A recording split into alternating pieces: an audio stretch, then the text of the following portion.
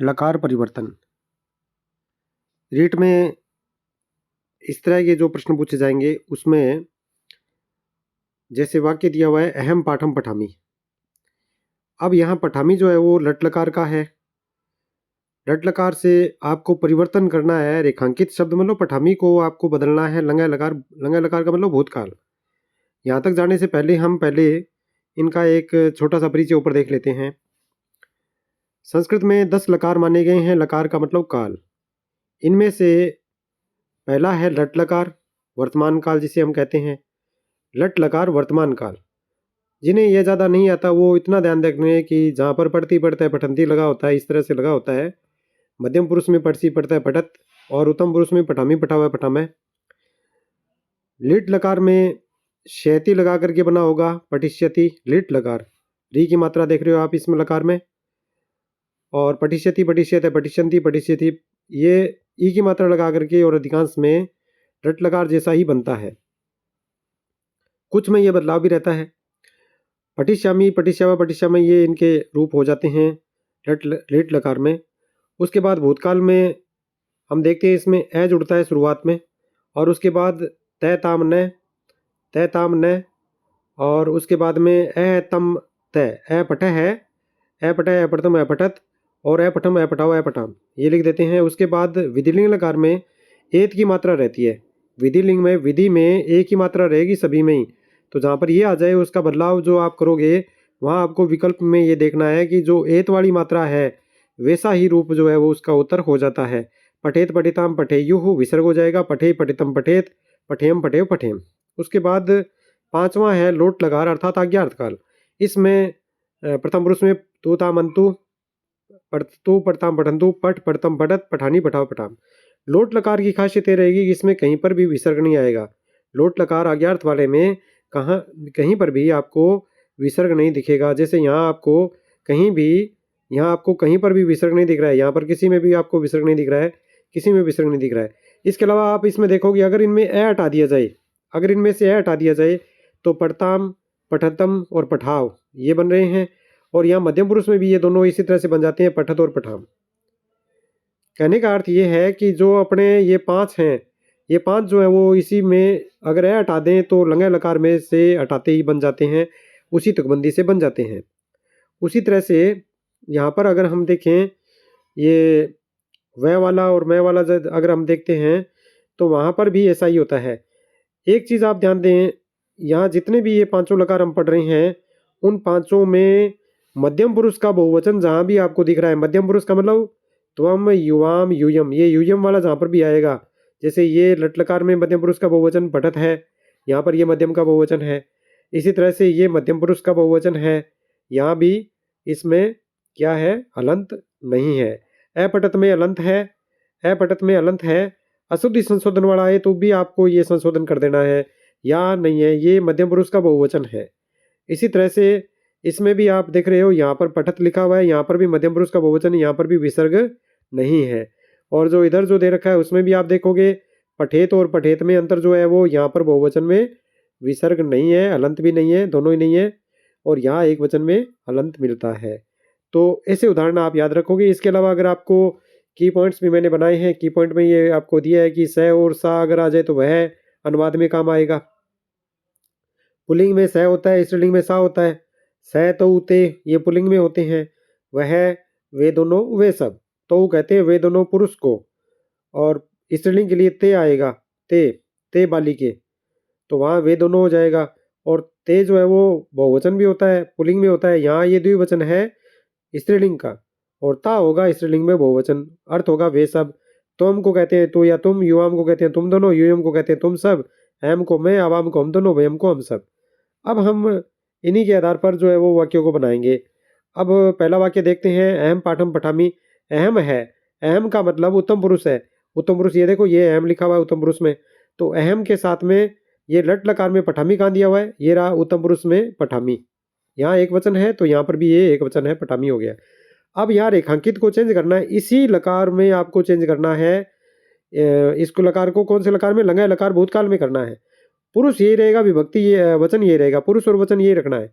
तो उत्तम पुरुष का एक वचन लेना है, उत्तम पुरुष का एक वचन लंगा लकार भूतकाल में कौन सा होता है, अगर आपको ये तुकबंदी थोड़ी सी ध्यान में है तो आपका उत्तर सही हो जाएगा। ये देखो आप उत्तम पुरुष में देख रहे हो, उत्तम पुरुष में एक वचन आ रहा है अपठम है, अपठम दे रखा है अपठम, और ये हमारा उत्तर हो गया अपठम। ये देखिए ये अपठम हो गया। अगला वाक्य सा ग्रामम गच्छति, तो यहाँ भी लट लकार है, यहाँ लट लकार है, इसको लिट में बदलना है। गम धातु से गच्छ बनता है, तो यहाँ गच्छिष्यति नहीं होगा, ध्यान देना, यहाँ गच्छिष्यति नहीं होगा, यहाँ क्या होगा, गम धातु से, ये प्रथम पुरुष का एक वचन है और लिट लकार में रूप बनेगा गमिष्यति, तो यहाँ इसकी तरह हो जाएगा गमिष्यति, उत्तर हो जाएगा। ये गमिष्यति उत्तर हो गया है, ये उत्तर हो गया गमिष्यति। उसके बाद त्वम लेखम लिख, ये दिया हुआ है त्वम लेखम लिख। अब त्वम लेखम लिख, इसमें आप देख रहे हो त्वम है और लिख है, तो ये कौन सी लकार में है, एक तो ये पता होना चाहिए आपको, ये लोट लकार में है, जैसे पट दिया हुआ है ना, उसी तरह से त्वम मतलब मध्यम पुरुष का एक वचन, तो त्वम लिख, त्वम लिख, त्वम पट उसकी तरह हो जाएगा। इसको विधिलिंग लकार में बदलना है, तो विधिलिंग लकार में मध्यम पुरुष का एक वचन क्या बनेगा, पठे पठितम। ये देखो विधिलिंग लकार में पठे हो गया ना, ये देखो ये आ गया पठे, तो मध्यम पुरुष का एक वचन क्या हो जाएगा, पठे, और यहाँ लिख में क्या हो जाएगा, लिखे है, तुकबंदी वही रह जाएगी।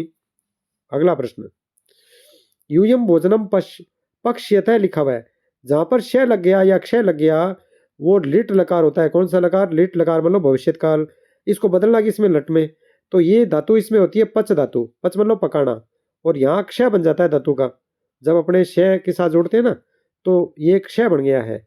यूयम है बहुवचन है, बहुवचन है, ये लट लकार है, लट लकार का, लट लकार में यहाँ पर ये लिट लकार में मध्यम पुरुष का बहुवचन है, क्योंकि इसमें विसर्ग हलंत कुछ भी नहीं है। तो यहाँ इसी में बनाएंगे, इसी में जब लट लकार में बनाएंगे तो ये बन जाएगा, ये क्या बनेगा, जिसमें पट में पठत होता है, तो यहाँ पर हो जाएगा पैचय,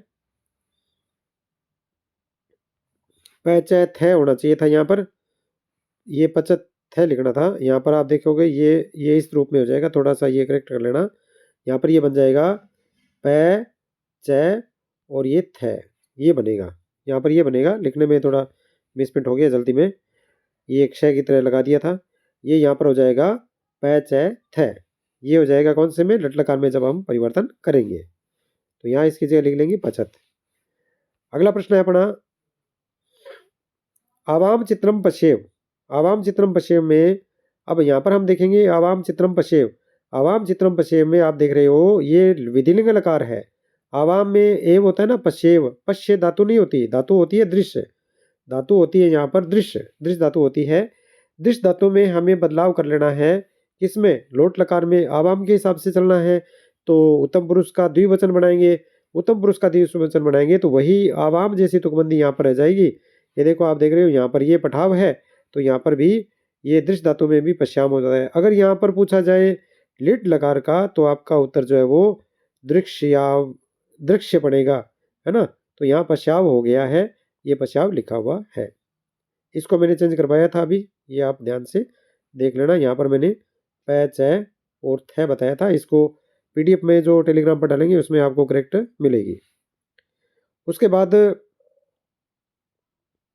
अगला वाक्य है, आवाम चित्रम पश्येव हो गया, आवाम जो है वो, आवाम हम दोनों हैं, तो यहाँ पर ये हो गया। आगे बहुत इंपॉर्टेंट सा है, जहाँ पर आपको कई ऐसे प्रश्न मिल जाते हैं अशुद्धि संशोधन में खासतौर पर, वो भी एक टॉपिक है जिसको अपने समय अभाव में नहीं ले पाए हैं।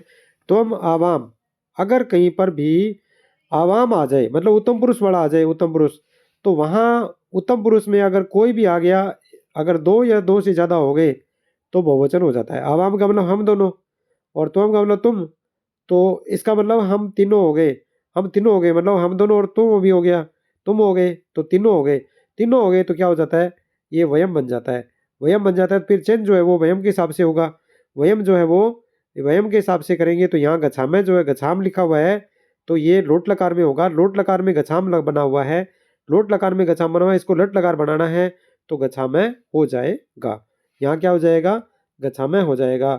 एक बात और ध्यान देने वाली यहाँ पर मैं बता देता हूँ, यदि यदि यहाँ पर त्वम वा लिखा होता, त्वम वा आवाम वा, है ना, इस तरह वाव का मतलब अथवा, तो अंतिम जो आवाम होता है ना उसके हिसाब से ही यहाँ पर क्रिया लगती, तो फिर वहाँ पर गछाम के स्थान पर गछाव होता, है ना। ये अंतिम जो होता है ना, वाह का मतलब अथवा अगर आ जाता है यहाँ पर, यहाँ च दिया हुआ है, इस कारण से ये हम सब अर्थ देगा, वयम के हिसाब से इसमें लगेगा, तो ये बहुवचन होकर के लिखा जाएगा। इसके बाद है तो इसको परिवर्तन जो है वो गच्छा में बन गया है लट लकार में। राधा सुलेखम लिख तू, अब तू आ गया तो तू था मन तू, राधा है तो प्रथम पुरुष का एक वचन है, इसको लिट में बनाना है। भविष्यत काल का जब भी रूप बनेगा तो लिख में क्या करेंगे, धातु को गुण कर लेंगे, वहां लिखित क्षति बनेगा। आपको विकल्प में लिखित क्षति भी मिलेगा, आपको विकल्प में लिखित क्षति भी मिलेगा, जो कि गलत माना जाता है, क्योंकि इसको लेखित क्षति बनाया जाएगा। इसी तरह अगर नयति अगर आ गया है तो नयति को भी नेष्यति बनता है, नेष्यति बनता है, निष्यति नहीं बनेगा, है ना, नी धातु होती है उसमें नेष्यति बनता है, नयति रूप बनता है लट लकार में।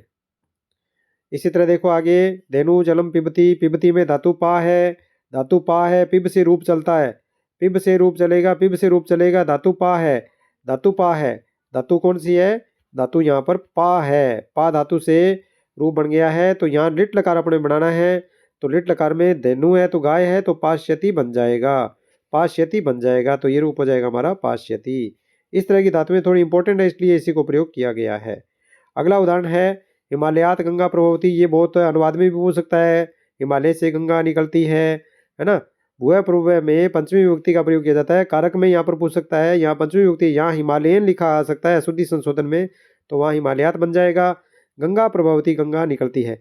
अगर किसी में उपसर्ग जुड़ा रहता है तो उसका उत्तर भी उपसर्ग से ही बनाना है। जैसे लंगा लकार भूतकाल के लिखा है तो भू धातु से अभवत होता है ना, तो भवती भवती बनता है लट लकार में, और यहाँ अभवत बना हुआ है तो अभवत जुड़ गया तो प्र में जुड़ गया तो दीर्घ संधि बन जाएगी यहाँ पर स्वर संधि में, और फिर इसे लिखा जाएगा प्राभवत।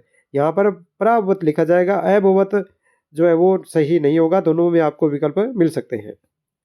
स उच्चई अस्ति, उच्चई नीचे ये अव्यय शब्द होते हैं, उच्चई मतलब जोर से, है ना, तो स उच्चई अस्ति जोर से हंसता है, जोर से, ज़्यादा जोर से नहीं हंसना चाहिए, है ना, और स्थान देख करके हंसना चाहिए। तो ये विधिलिंग लकार में इसको परिवर्तन करना है, तो यहाँ हसेत एत एता में यू वाला हो जाएगा। इस तरह से हम शुद्धि संशोधन में और दूसरी जगह भी इनको प्रयोग में ले सकते हैं, इनको प्रयोग में ले सकते हैं, इनको यहाँ पर प्रयोग में अपने ले सकते हैं, और इसके आधार पर हम क्या कर सकते हैं, इनके वाक्य में प्रयोग कर सकते हैं। तो ये आपको मैंने बताए हैं, और आप इनका स्क्रीनशॉट भी अगर लेना चाहो तो स्क्रीनशॉट भी आप ले सकते हैं। ये हुआ लकार परिवर्तन, अशुद्धि संशोधन और वाक्य का अनुवाद जो है हिंदी से संस्कृत, उसमें ये काफ़ी उपयोगी रहेगा। आपके प्रश्न निश्चित तौर पर सही होंगे। जय हिंद।